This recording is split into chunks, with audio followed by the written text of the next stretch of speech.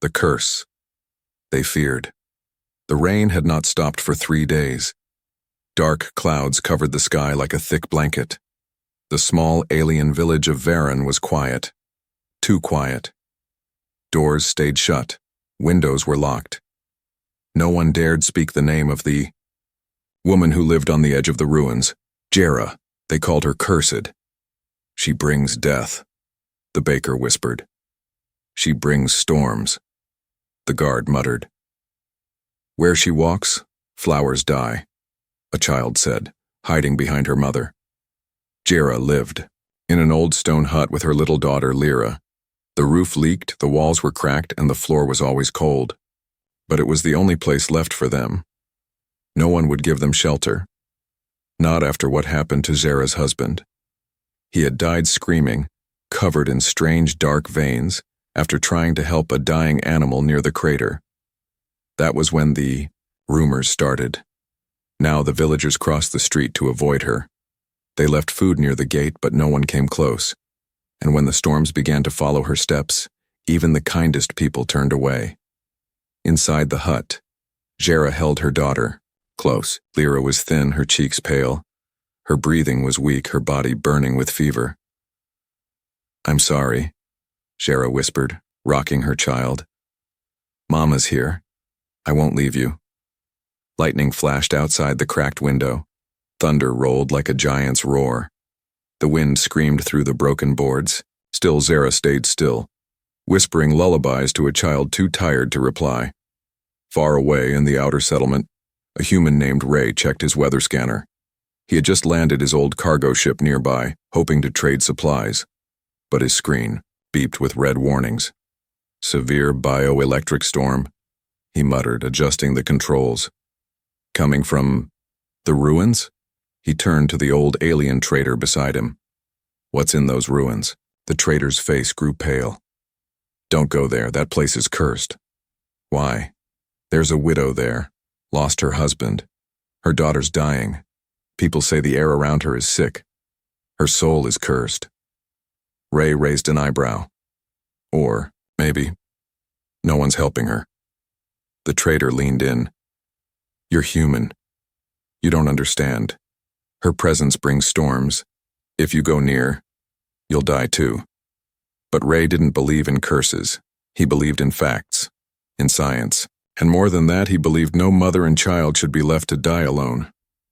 That night, Ray packed water, medicine, and a heat blanket. He took a torch and walked toward the edge of the village. The rain fell harder with every step. Mud grabbed at his boots. Strange shapes moved in the trees, but he didn't turn back. When he reached the broken gate of Jera's hut, he paused. The wind hit him like a wave. Cold, sharp, almost angry. He knocked. No answer. He knocked again. Then, a weak voice, "Go away. You don't want to die."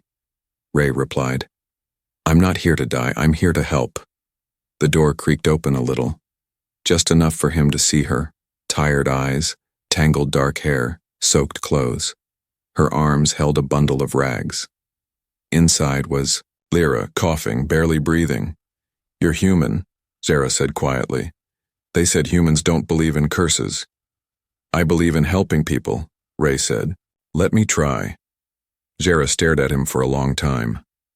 The thunder rolled again, but this time, softer. She stepped back. Ray entered the hut and quickly opened his pack. He set up the blanket, cleaned Lyra's skin, and gave her a small dose of fever medicine. Then he placed a heat pad near her chest. Jera watched in silence, tears slowly falling from her eyes. "No one ever came," she whispered. "They all feared me, even when my child cried." Ray looked at her. No one should face pain alone. Outside, the rain still poured, but something had changed. The wind no longer screamed. The storm, somehow, had paused, and in that small hut, for the first time in weeks, Jera felt warm. But deep underground, something stirred. The curse wasn't a story. It was real. And it had just noticed the human who dared to break it, the man who didn't turn away. The storm had slowed, but the fear hadn't. Jera sat beside her daughter, Lyra, who now slept quietly for the first time in days. Her small chest rose and fell gently, a sign of life. The fever medicine from the human had worked. But Jera's heart still raced. She looked at the stranger sitting across from her, drying, his jacket near the tiny fire. "Why are you still here?" she asked quietly. "You helped. You can leave now." Ray glanced up, his eyes calm. "I won't leave while she's still weak." Jera looked away. "They all leave. They always do. When the wind changes, when the smell in the air turns sharp. You'll feel it soon." Ray didn't reply right away. He stood and walked to the corner, where the ceiling dripped water into a bowl. He emptied the bowl and adjusted the broken tiles with a small tool from his pack. "Storms are science," Ray said. "They don't follow people.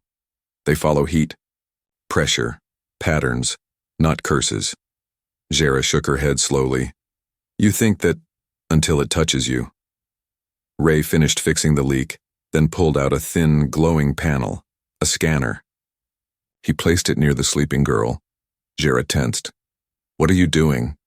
"Checking her vitals. Her breathing is better, but something's wrong with her blood.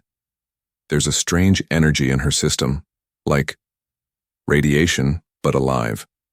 Jera's lips trembled. "It came from the crash, 10 years ago. The ship fell from the sky, black smoke, screaming metal. My husband and others went near it. The next day, he fell sick, then others started dying." Ray narrowed his eyes. "And you think that's the curse?" "No. That's the beginning. The curse came after." She stood and walked to a hidden corner. From under the loose floorboard, she pulled out an old metal object, twisted, half-melted, but still pulsing with a faint blue glow. "This piece was stuck in my husband's hand when he died," she whispered. "I kept it, and because it hums sometimes, it feels alive. But every time I bring it out, the weather turns." Ray slowly stepped forward and took the object gently. His scanner beeped and blinked red. "This isn't normal tech," he muttered. "This is alien to even me. Organic metal, embedded neural strands. It's like part of a brain, or a signal node." He looked at Jera. "You weren't cursed, you were carrying a piece of that ship. Whatever crashed, it's not dead. It's calling out. And maybe it's protecting itself."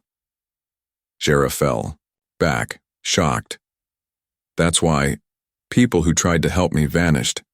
Maybe it wasn't the sky or my tears that brought death. It was this thing." Ray nodded slowly.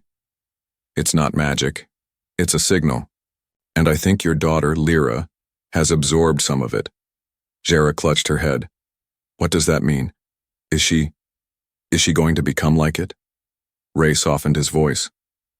"No, she's alive. And that means her body is resisting it. But we have to get her away from here. We need a lab, a clean space, somewhere safe." Jera looked toward the door, fear returning. "The villagers, and they'll never let us leave. They'll stop you. They'd rather we die here." Ray stood up. "Then we won't ask. We'll leave before they notice." Suddenly, the door rattled. Jera froze. Ray moved quietly, pulling a small tool from his belt. The door creaked open slowly. A sharp wind blew in, and behind it, 3 shadowy figures stood. Villagers. One of them, a tall, thin alien with cracked horns, pointed at Jera. "You let him in?" Jera stayed silent. "You know what happens when people come near you," the second growled. "You've killed enough. We came to warn him. Leave before your bones join the others." Ray stepped forward. "I'm not leaving. And she hasn't killed anyone. Something else has," the first figure spat. "Then you'll die with her." They turned and disappeared into the mist. Ray shut the door and locked it. Jera looked at him. "I told you. They'll never let us go." Ray knelt beside her. "Then we go without asking." Behind them, little Lyra stirred and mumbled in her sleep. A faint glow passed across her fingers, just for a second. Ray saw it. So did Jera. They said she was cursed, but maybe she was chosen. And now the one man who didn't turn away was the only chance she had. Whispers of a dead planet. The village stayed silent behind them as Ray, Jera, and little Lyra moved through the thick fog before dawn. Jera carried her child close, wrapped in a heat blanket, her tiny breaths warm against Jera's chest. Ray led the way, checking his scanner every few steps. The strange blue signal in the device Jera had given him was growing weaker the farther they got from the old crater, but it still pulsed, like a heartbeat. They didn't speak much. They couldn't. Any noise could alert the villagers, or something else. After an hour of walking through dead trees and broken paths, they reached the edge of a long-abandoned research outpost. The buildings were rusted and half-sunken into the earth, swallowed by time and mud. But Ray saw something Jera didn't. Hope. This place used to be a lab, he said, brushing off a control panel near the door. Maybe it still works, he pressed a few buttons. The panel blinked, then glowed. Jera gasped. How? Old human tech, Ray smiled. We built this during the early alliances, before your people shut themselves away. A quiet hiss, and the doors opened. Inside, the air smelled of dust and cold metal.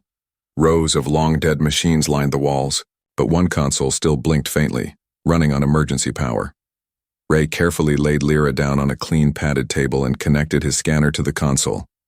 Jera stood close, watching everything. Will she be okay? She asked. Ray didn't answer immediately. He stared at the screen. There's something inside her blood, he said slowly.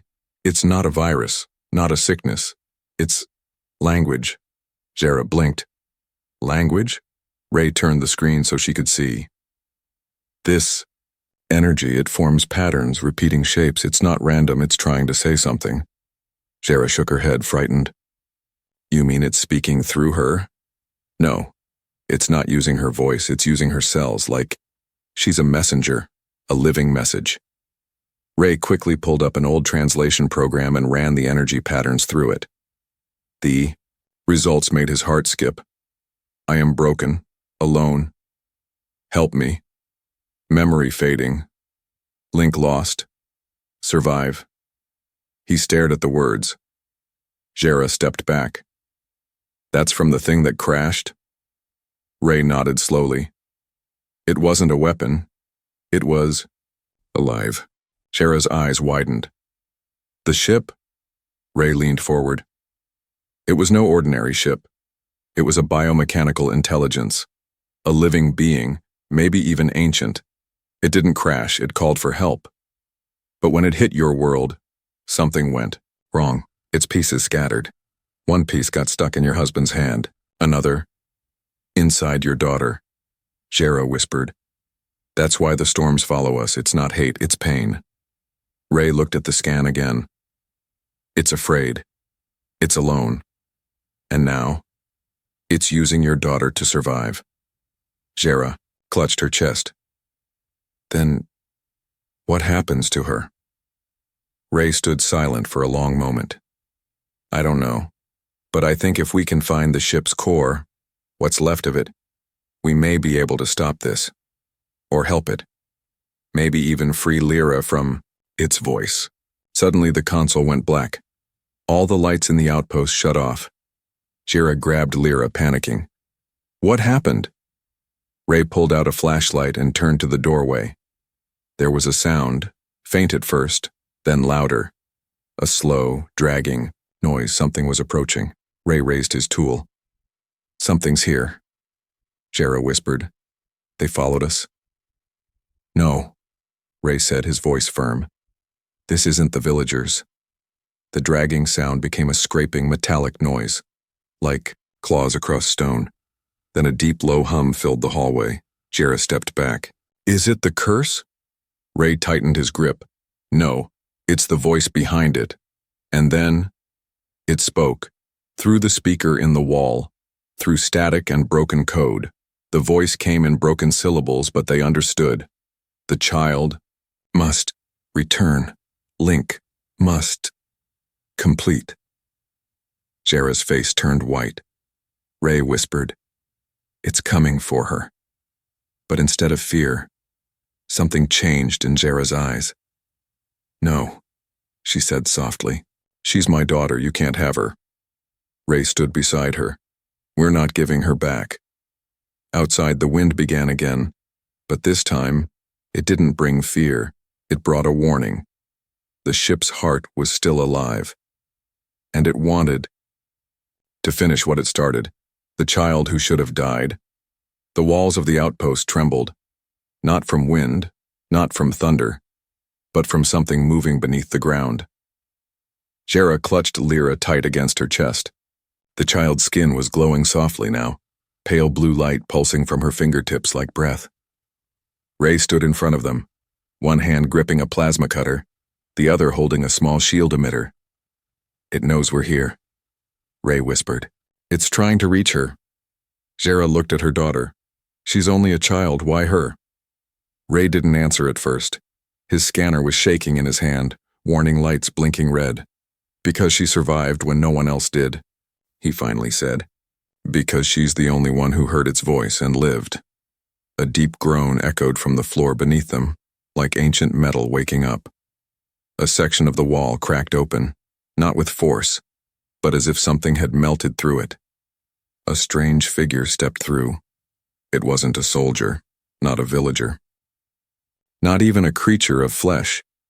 It looked like a machine made of bones, long and thin with glowing veins of blue light, just like the metal piece Jera had kept hidden. It didn't walk. It floated. Jera backed away, shielding Lyra.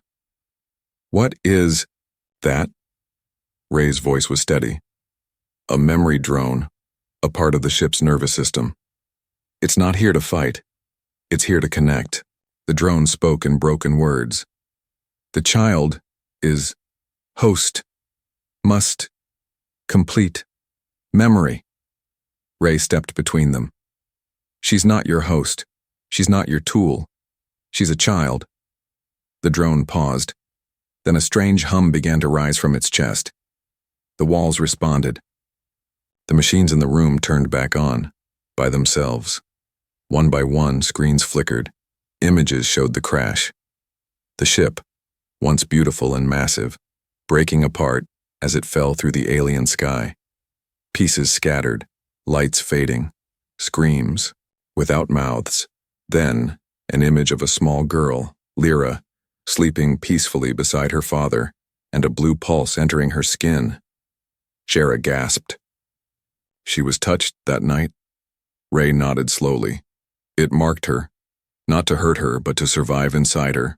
The drone spoke again. "Link, dying, child, only, path." Jera stepped forward, trembling. "If she's the path, what happens when the path is complete?" Silence. Then the drone said with sudden clarity, "She will disappear." "No!"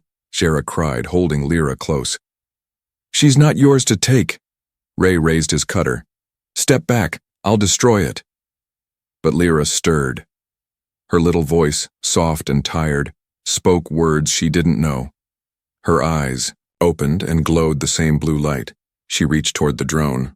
"Wait," Ray said, lowering his weapon. "She's awake." The drone didn't attack. It hovered still. Watching, Lyra's hand touched the side of the drone, and something incredible happened. All the screens in the lab flashed white. Jera screamed, "Lyra!" But it wasn't pain. It was peace. Lyra stood, on her own, her legs shaky, but firm. The glow faded from her skin. The blue light that had once pulsed so wildly now shimmered gently and faded into her chest.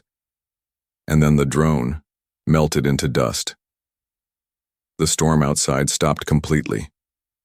The air cleared. Jera rushed to her, daughter dropping to her knees. "Lyra, baby?" Lyra looked up at her mother, smiling. "I'm not cold anymore," she said. Ray ran his scanner. Nothing. No strange signal. No foreign energy. The curse was gone. "How?" Jera whispered. Ray explained slowly. She was the last piece the ship needed to finish sending its final memory. Once it did, it let go. It needed to say goodbye. And she helped it. Jera held her child tightly. Her tears soaked Lyra's hair. Ray looked at the sky through the broken roof. That ship didn't come to destroy your world. It came here, by accident. And it died scared and alone, Jera whispered, just like us. Ray nodded. And now, maybe you can live. But something still bothered him. Lyra had survived contact with a living alien machine. She didn't just carry its voice. She calmed it, communicated. And something told Ray, this little girl might not be ordinary anymore. She might be something new. Something the galaxy hadn't seen before. The storm that had eyes Lyra slept peacefully for the first time in weeks. Jera held her in her arms, sitting by the window of the old lab. Morning light poured through the cracked glass, soft and golden. For a moment it felt like a new beginning. But Ray didn't relax. He stood outside the lab staring into the forest. Something was wrong. The scanner in his hand gave no warnings. No life forms nearby, no movement. Nothing, and that was the problem. Everything was too quiet. No birds, no bugs, no wind, like the planet was holding its breath. He stepped back inside and closed the door. We can't stay here long. Jera looked up, tired. Why? The curse is gone. The storm is over. Ray shook his head. Yes, the curse is gone, but something else took its place. Jera frowned. What do you mean? Ray paused, choosing his words carefully. When Lyra released the memory, the ship's final message went out, not just here, everywhere. That signal wasn't just a goodbye, it was a call. Jera stiffened. A call to what? Ray didn't answer because just then, bang! The front door of the lab shook with a loud crash. Jera jumped. Lyra stirred in her arms. Bang! Bang! Ray pulled his tool belt close and activated the shield emitter. Back away from the door, now. Outside, voices shouted. Villagers, angry, afraid. She called the storm again. Kill the child before it begins again? She's cursed. She's not a child anymore. Jera covered Lyra's ears. They don't understand. Ray growled. They don't want to. He activated the security lock, but the door was old and weak. They're going to break in. Jera's voice cracked. Please, don't. Let them take her. Ray looked at her, then at Lyra. The girl was glowing faintly again, not in pain, just awake. Suddenly, she sat up in Jera's arms and said, They're scared, Mama, but I don't want to hurt them. Jera held her tightly. You won't, I promise. But the banging grew louder. Ray grabbed a map from the lab's wall. There's an escape tunnel below this floor. Old supply path. If we can reach it, we might make it out without being seen. Jera nodded. She wrapped Lyra in the heat blanket again. Ray lifted the old trapdoor and climbed down first. The tunnel smelled of rust and soil, but it was dry and dark. Jera followed, carrying Lyra. As they moved deeper, light from above faded, and the sounds of the angry mob faded too. But in the tunnel, something else waited. A small orb floated in the dark, blue and pulsing. Ray raised his cutter. Another drone? The orb didn't move. It only projected a hologram into the air, a vision of the crashed ship. Then it showed something new, a massive creature, tall, dark, with long arms and too many eyes. Ray's mouth went dry. That's not from the crash, Jera whispered. What is it? The projection shifted again. Coordinates. Ray understood. Something else is coming, something that hunted the ship. He looked at Jera. This wasn't just about memory. That crash was an escape. And now that Lyra sent the final signal, Jera's eyes widened. It knows where to come. Ray nodded slowly. And it's already on its way. The orb blinked 3 times, then vanished. Behind them, the sound of the villagers breaking into the lab echoed down the tunnel. Ray helped Jera up. We have to run, not just from them, from what's coming. They climbed out of the tunnel. Hours later, far outside the village. The sky had turned strange, clouds circling unnaturally, forming a wide spiral above the old crater. Jera looked up. It's starting again, she whispered. Ray checked the scanner, but this time, the storm has eyes, and it was watching. His blood on the sacred ground. The sky changed color. It was not sunset, and it was not morning.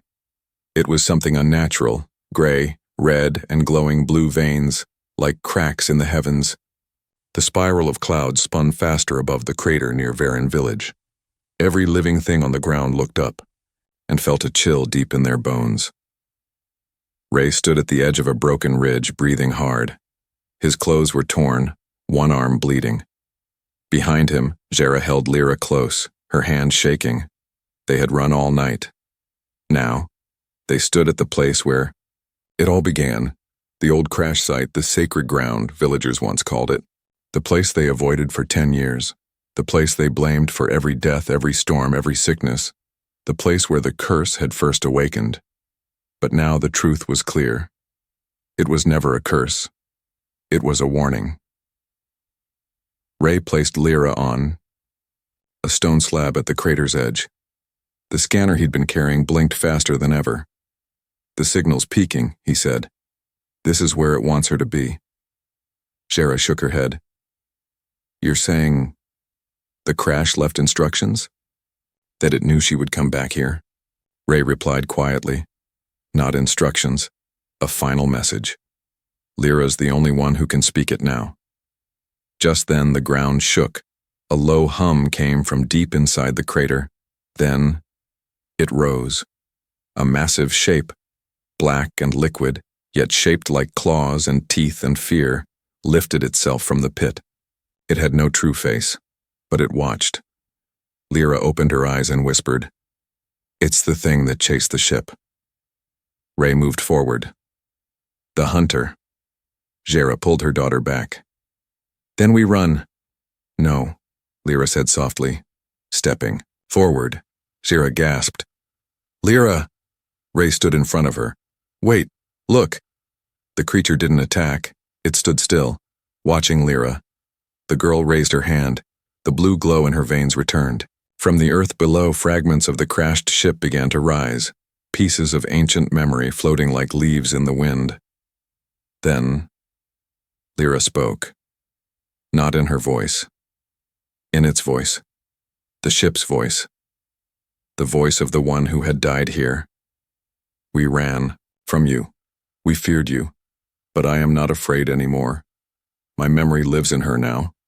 You will not erase it. The creature let out a horrible sound. Part growl, part scream, part language. Ray fell to his knees, clutching his ears. Jera rushed to shield Lyra, but the girl stood like stone, unmoving, glowing. The creature surged forward. Ray jumped in front of Lyra, arms out. No! A claw swiped across his chest, tearing his jacket and skin. He stumbled back, blood pouring. Jera screamed, Ray! He fell to one knee, coughing, but he didn't let go of the shield emitter. With his last bit of strength, he slammed it into the ground. A pulse spread out, a circle of white-blue energy.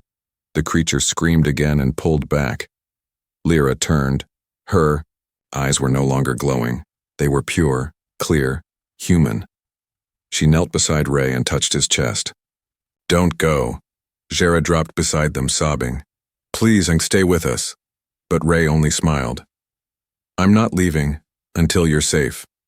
From the crater, the floating fragments of the ship circled faster. Then, one by one, they began to melt into light. The creature, sensing something, tried to reach out, but it was too late. The memory was complete. Lyra whispered one last word. Goodbye. A massive pulse of light exploded outward, pure, silent, and warm. Jera shut her eyes. When she opened them again, the creature was gone. The crater was still. The clouds above were breaking, and Ray, still breathing, barely. Jera cried out, holding him close. You saved us, you bled. To protect her. Ray looked at Lyra, who was now sleeping peacefully in Jera's lap. She's not just your daughter anymore, he whispered. She's the last voice of a world that never wanted to be forgotten. Then he passed out, but his hand never let go of Jera's. They called us cursed, but he called us family. The sky was clear for the first time in years. No dark clouds, no strange colors, only the soft blue of morning light over Varen Valley. The old crater, the place once feared, once called cursed, was now silent. The hunter creature had vanished into dust. The final message of the fallen ship had been sent through Lyra, and peace had returned. But Ray hadn't moved for hours. He lay on the soft grass beside the crater, his body weak, wrapped in cloth torn from Zara's own robe. His chest was bandaged, his skin pale, his breathing slow. Jera sat beside him, one hand on his forehead, the other wrapped around Lyra's shoulders. The little girl stared at Ray quietly, no longer glowing. I heard the voices stop, Lyra whispered. They were afraid. Then they were thankful. Then they said goodbye. Jera looked at her daughter in awe. And you understood them? Lyra nodded slowly. I didn't try to. I just listened. Jera pulled her close and kissed her forehead. You're not cursed. You were never cursed. Lyra smiled. Ray said that too. He said I was special. Jera turned to the man beside them, tears filling her eyes. And he was right. Just then, Ray coughed weakly. Jera leaned in. Ray! His eyes blinked open, just a little. You're still here, he said, voice rough. Of course we are, Jera replied, laughing through her tears. You think we'd let you go after what you did for us? Ray looked around. Is it over? Jera nodded. Yes, because of you. Ray tried to sit up, but Jera gently pushed him back. Rest, please. He smiled faintly. So, are the villagers still coming with pitchforks? Jera looked down. They saw the light.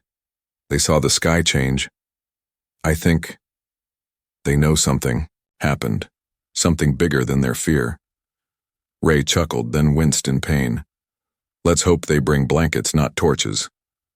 For the rest of the day, they stayed by the crater. Ray rested. Lyra sang to herself, and Jera finally breathed without fear in her chest. By evening, distant voices could be heard. Villagers coming closer, carefully, slowly. Not with anger, but curiosity. They stopped when they saw Jera. Then, froze when they saw Ray, and then stared in silence as little Lyra stood up and waved. It's okay, she said loudly with a smile. We're not cursed. An old man in the crowd stepped forward. He looked at Jera for a long time. This woman he once called dangerous. Then at the child he had told his grandchildren to fear. What happened here? He asked. Jera stood tall. We ended something ancient, she said. Something that didn't want to hurt us. It only wanted to be remembered.